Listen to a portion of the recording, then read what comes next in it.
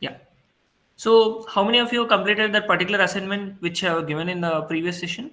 Can you please type yes in the chat box?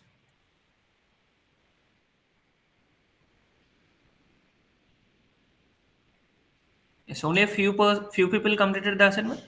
Okay, very good, very good. Yes. So, while solving that particular assignment, what you have observed, what is the sequence or what is the pattern you have observed in that particular gray code?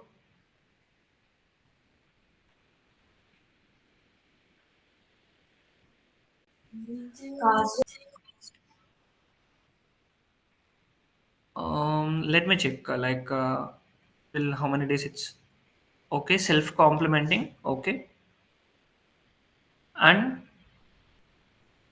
number conversions complement. Okay. So what is the pattern you have observed in that particular assignment? Like when you're writing the gray codes for all the decimals. So when you have converted that particular binary to decimal, self complementing conversions of numbers. Okay. Yes, someone has written the answer. Only one bit changes for the consecutive numbers. Yes, unit distance. Yes, very good. Correct. So let me write. So please tell me the sequences. So what is the decimal binary equivalent for zero? Sorry, gray code equivalent of zero. What is the gray code equivalent of zero? Decimal number zero. Zero, four zeros, right? And what is a gray code equivalent of decimal one? Yes. And two, double zero, double one. And three,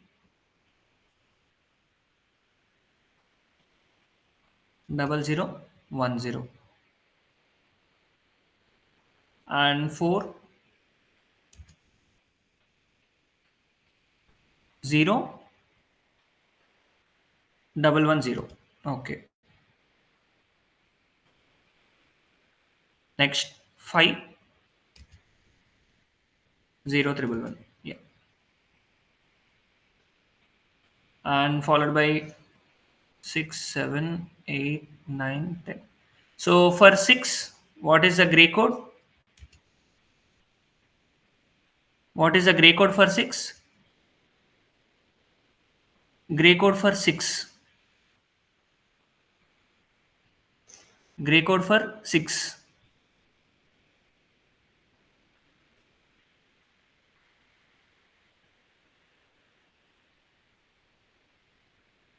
Double one zero one, zero one zero one. Okay. 7,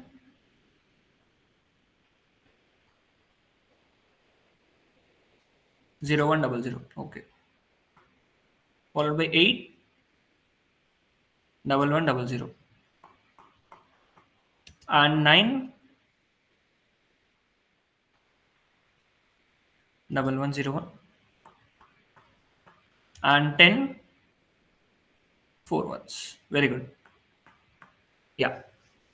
Now, if you observe this particular pattern, so when we are moving from 0 to 1, if you see the sequence 0 and 1, how many bits are changing here? If we are moving from 0 to 1, how many bits are changing? 1 bit. Yes. Now, and if we are moving from 1 to 2, how many bits are changing? Triple zero one and double zero double one. So here, how many bits are changing? Only one bit. So that's why it's called a unit distance code. Unit distance code. Okay. Now, if you want to remember this particular gray code, so wait a minute.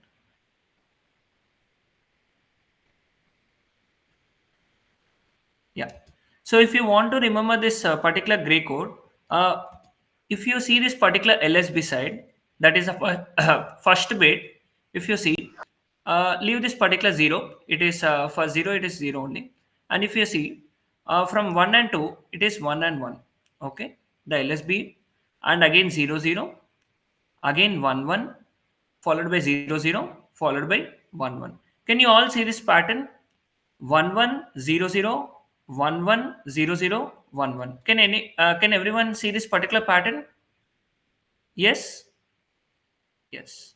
Now, coming to the next consecutive position. Now, here if you see 0, 0, double 0, 4 ones, and 4 zeros followed by 1. Okay. 0, double 0, 4 ones followed by 4 zeros and 1. Everyone can see this particular pattern? Yes, mirror image. Yes. Now, next here, 1, 2, 3, 4. Okay, 4 zeros followed by 1, 2, 3, 4, 5, 6, 7. So 1, 2, 3, 4, 5 ones, sorry, 6 ones, and 1, 2, 3, 4, 4 zeros. This is another pattern. Okay, and here on the MSB side, 1, 2, 3, 4, 5, 1, 2, 3, 4, 5, 6, 7, 8 zeros followed by 3 ones. Okay, so this is how you can convert or you can remember the patterns like this. Okay, yeah. So is it clear why it is called a unit distance code? Is it clear for everyone? Yes. And we got a question in our previous session, like why gray code is used as a K-map indexing. So can anyone tell me why it is used as a K-map indexing? Why gray code is used for K-map indexing? Minimum number of bit change.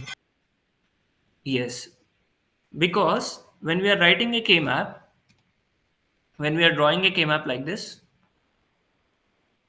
let's say it is a 4 variable K-map. Now we should place adjacent cells, right? So adjacent cells are nothing but which have minimum number of bit change. Okay. So if we use a K-map, since it is a unit distance K-map, sorry, it's a unit distance code. So that's why we can use this particular K-map while we are indexing. So is it clear why we are going to use it as a index? When we come across that particular K-map, we will discuss this particular concept. Okay.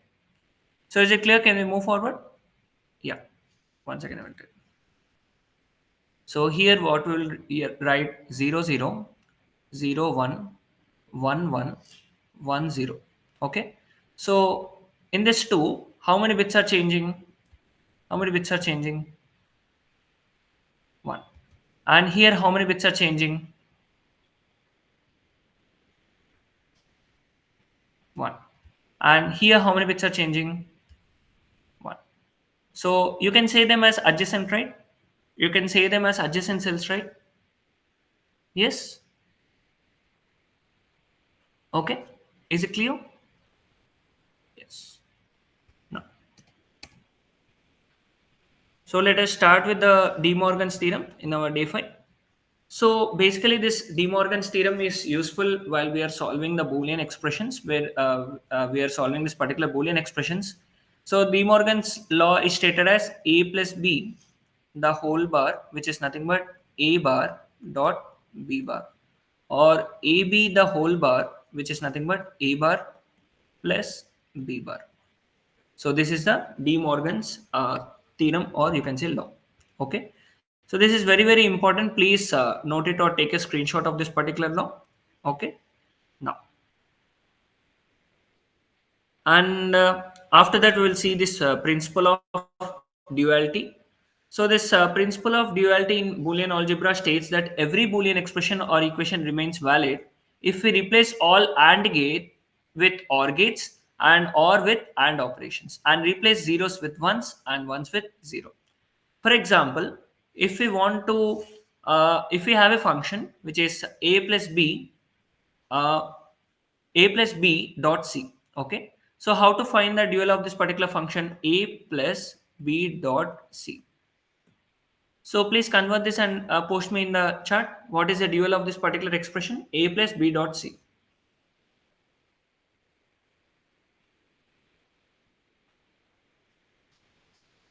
So on what basis De Morgan's law came that we should derive that particular That is a very big derivation. If you want, I can share the screenshot. Okay. Yeah.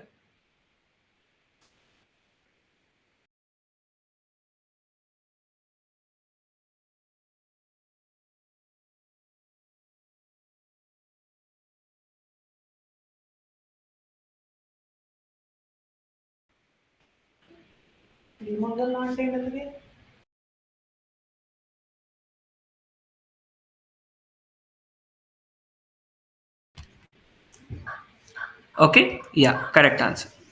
Yes. Yes. Now, so let us see how to, yeah, correct. Now, let us see how to complement your particular Boolean functions. Okay. So I think you can do this particular complements. Like if you have, let's say, a plus b plus c, uh, like this, a plus b plus c, or if you see this particular example, a plus b dot c. So how you are performing the complement? Like if you have a plus b dot c, so how you are going to complement this particular function? Yes, how you are getting this particular conclusion? A into b plus, sorry, this is previous answer, right? Okay, so what is the complement of this particular function a plus b dot c? How we are getting this? Yes, can anyone answer?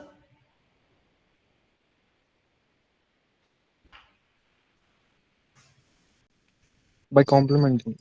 Yes, by following De Morgan's law. So let's say this is our function f, which is a plus b dot c. Then if we apply the complement like this, and by De Morgan's law, we can write a bar plus will be converted into dot, that is AND operation, followed by b dot c whole bar. Okay, and again if we apply the De Morgan's law here, then we will get a bar dot b bar plus c bar. Okay, so this is how we are going to apply the complement using the De Morgan's law. So is it clear for everyone? All of you got the same answer? Yes. Yes. Yes, correct. Now let's say if we have b plus c into c plus a, this is our Boolean function. Then what is the complement of f? That is f bar. Can anyone tell me? B plus c into c plus a.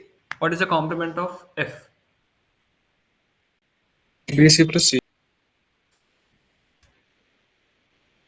Please post it in the chat box.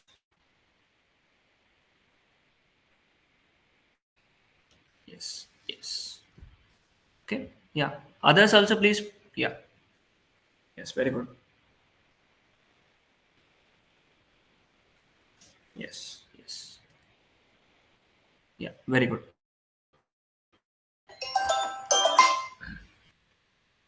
Okay. Yes. Now, so let's see some complement properties. Yes, very good. Now let's see some particular properties of this particular complements. Like if we have a function or any variable, let's say this is our variable a plus our a complement, which is equal to 1. Okay, and if we have a variable a, and if we multiply or if we do AND operation with that particular complement, then our output will be equal to 0. So these are the two rules we should follow, we should keep in mind. A plus a complement will be equal to 1, and a dot a complement will be equal to 0. And if you want this derivation also, I will post you the screenshot. Okay, and please wait for 1 minute, I'm getting a call.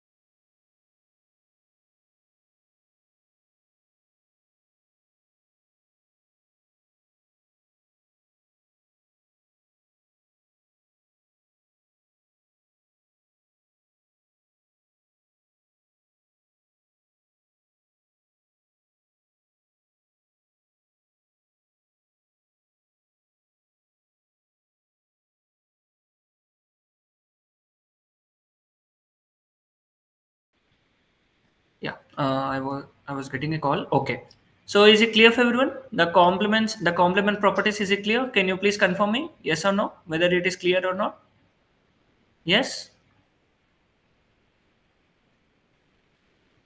Yes, yes. Very good. Now,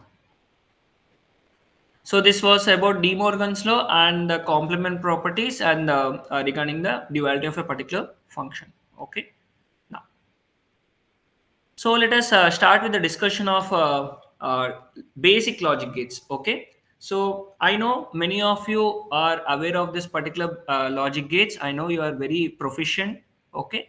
But it's just like your revision. Okay. Just see simply the revise the things. Okay. Yeah. So, if anyone is new to this particular concept, or if you have completely forgot about this concept, okay, please listen carefully. And if you have any doubts, you can ask. Okay.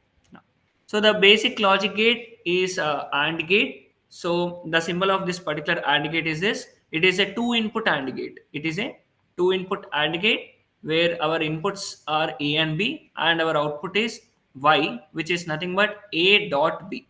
Okay, Y is nothing but A dot B. So this is a Boolean expression. This is known as Boolean expression. Okay, this is known as Boolean expression, and this is known as truth table. Okay, this is known as truth table. In the truth, so there are two types of tables in digital design. So one is truth table and one is excitation table. So in truth table, first inputs are specified, then according to that particular inputs, outputs are given. Okay, whereas in the case of excitation table, outputs are given first and the inputs are driven inputs are given on the basis of, sorry, out inputs are given on the basis of outputs. Okay, so in the excitation table we will have output first followed by inputs are given on the basis of outputs. And this is AND gate. So this is a symbol of this particular AND gate. Y is equal to A dot B. Now for this AND gate, if the inputs are 0 0, then our output is 0, and 0 1 output is 0, 1 0 output is 0, 1 1 output is 1. So if you observe this pattern, any one of the input is 0 or all the inputs are 0, then our output is 0. Is it clear for everyone? The AND gate, is it clear? Can we move forward? Yes. Now, coming to this OR gate, this is a symbol for this particular OR gate, and these are our inputs A and B, and this is a Boolean expression for this OR gate. Okay, and this is the truth table TT. Now, for this OR gate, if any one of the input is 1, then our output is 1. If both the inputs are 1, then the output is 1. Okay, so if the two inputs are 0, then our output is 0. Is it clear? Can we move forward? The OR gate, is it clear? Yes. Now, coming to NOT gate, it is just going to complement your input. That is, A is your input and output is A bar. Here, for the complement, we can use bar, or you can simply write this symbol also. Okay, so you can use any notation. Now, so if you give input as 0, your output is 1, and if your input is 1, your output is going to be 0. Now, coming to the NAND gate is nothing but the combination of AND gate and NOT gate. Okay, so if you give A and B, your output will be equal to AB, and this is fed to a NOT gate, and your output of your NOT gate is AB the whole bar. Okay, and this is a symbol of your NAND gate. Okay, so in the case of your NAND gate, if any one of the input is 0, or if both the inputs are 0, your output is going to be 1. And if both the inputs are equal to 1, your output is going to be 0. Is it clear? We haven't discussed about buffers, right? We will go step by step. Okay. Okay. So you have asked, right? So let me clear your question first. So first let me draw you the show me the diagram for your buffer. So this is your buffer. Okay. So why buffer is used? This is your question, right? So basically, what is the functionality of this particular buffer? What it is going to do? What is your output? This is Y. This is A. Y is equal to A. Is this correct? This is a Boolean expression for your buffer, right? Yes. So many have this particular question like if we are giving the input, we are getting the output, then why? What is the use case for this particular buffer, or what is the particular use case of this logic? We are just giving the input, we are getting the output. Then what is the use? Can anyone give the answer for this particular question?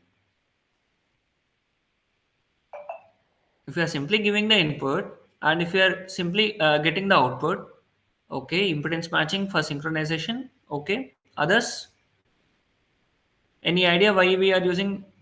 Yes. If one input is driving at 10 nanoseconds and the other input is driving at 0 nanoseconds, then in order to provide that delay, we are using these buffers. Yes, correct. So basically, buffers are used to insert the delays. Okay.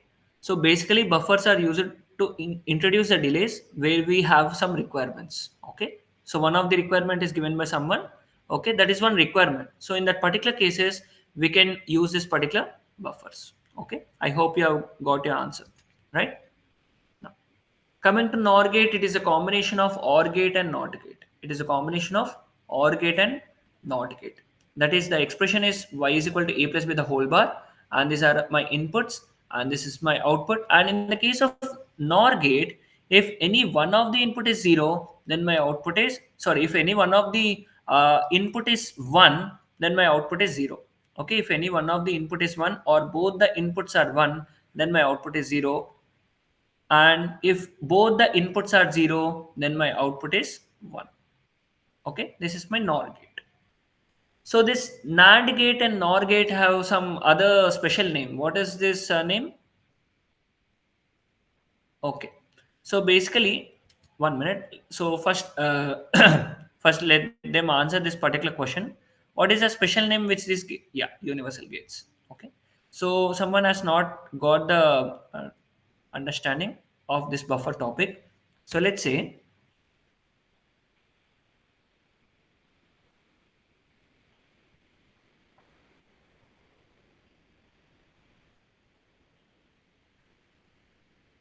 this is my design A and this is my design B.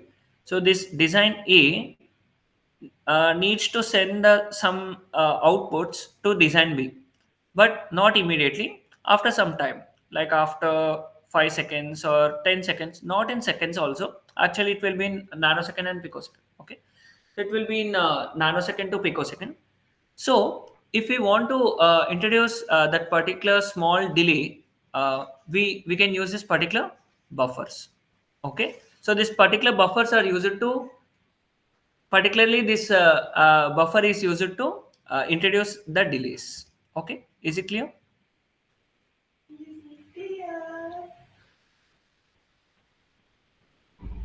Yes. Okay. Yeah. Next. Next is exclusive OR gate. So this is a symbol for this exclusive OR gate where y is equal to, this is a symbol of exclusive OR gate XOR operation. And so A XOR B can be elaborated as A bar B plus A B bar. So this is the expression for XOR gate. Okay. And if our inputs are 0 0, output is 0 0 1 1 1 0 1 1 1 0. So if you want, you can substitute the values and you can check out your outputs. Now, can anyone tell me the application of this XOR gate?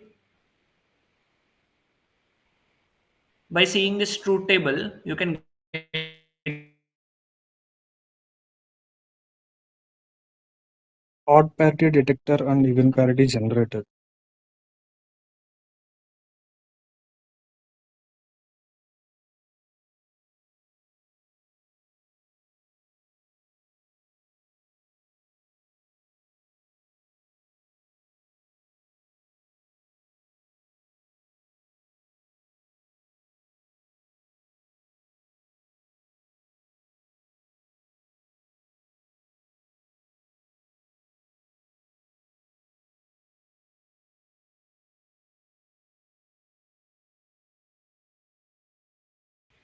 Now am I audible?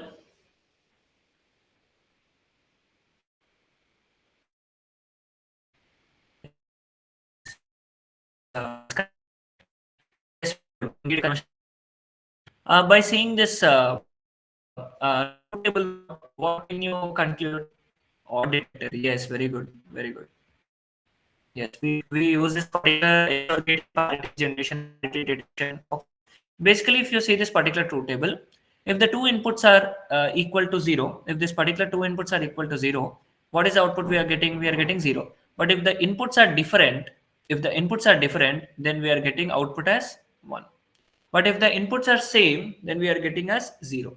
And if inputs are same, we are getting output as zero. So is it clear? The working of XOR operation, is it clear? Yes, we. Now my voice is clear.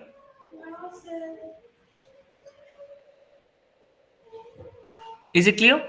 My voice is it clear? Yes. Yeah.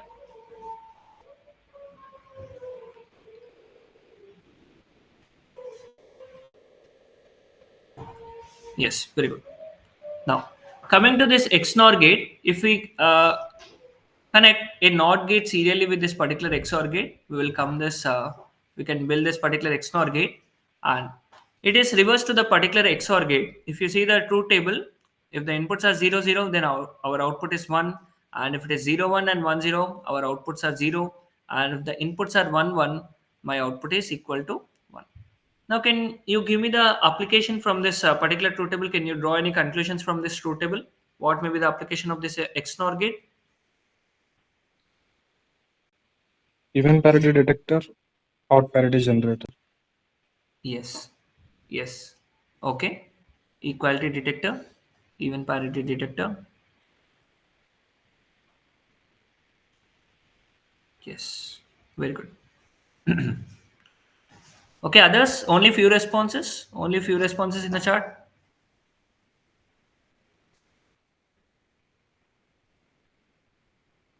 Is my voice audible, right?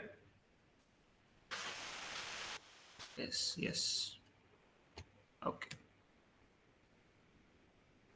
Now, what are the universal gates we have? What we have seen? Yes, NAND and NOR. So, what may be the reason they are called as universal gates? Why these are NAND and NOR are called as universal gates? What may be the reason? By using AND and NOR, we can design every gate. Yes. So, this is your assignment. Try to build all the gates which we have discussed: AND gate, OR gate, NOT gate, okay, XOR gate, XNOR gate, using NAND and NOR gates. Okay, please try to design. If you're not able to build, okay, no issue, just try to build. And if you can build it, please draw that and you can post it in the group. Okay, so if you're not able to do, no worries, we will discuss in our next session. Okay, yeah, so that's all for this session. So if you have any doubts or queries, you can ask me, and please wait for 5 minutes. I will post the attendance link. Okay, and I will also post the group link. 1 minute, please wait for 1 minute. Okay.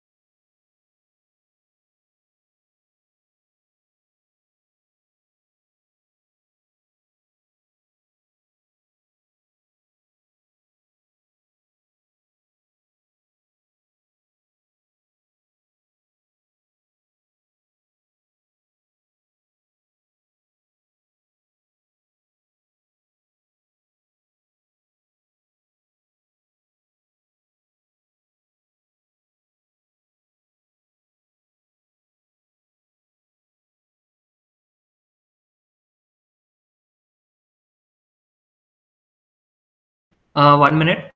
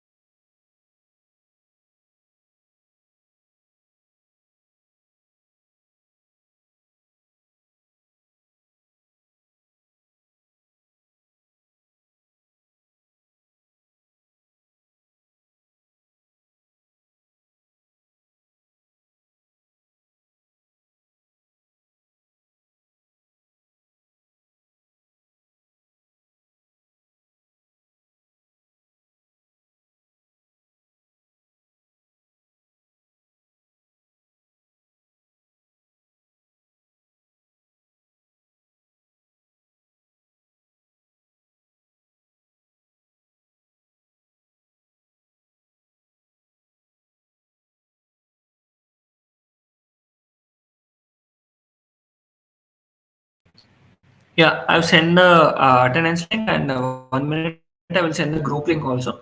If anyone haven't joined the group, you can wait for it. I will send the group link, and after filling the attendance link, you can leave the session. Okay.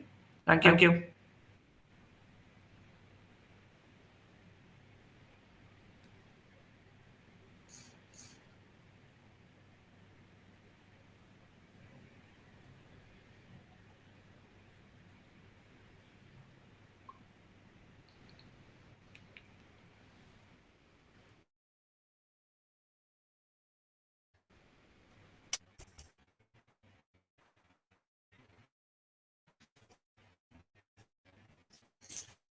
Internship will be decided based on screening. Okay.